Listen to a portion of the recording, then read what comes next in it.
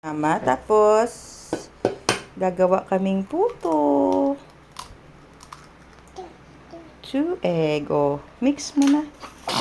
Ay, may lawa yung puto mo. Ganun, oh. Mix well. Help. Yes, egg. Gagawa po kaming puto.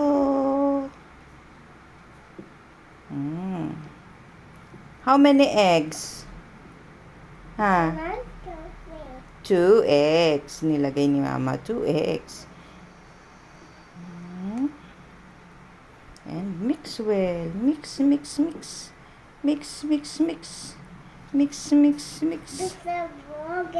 Yes.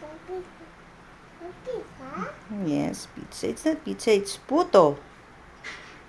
Gagawa tayo ng puto.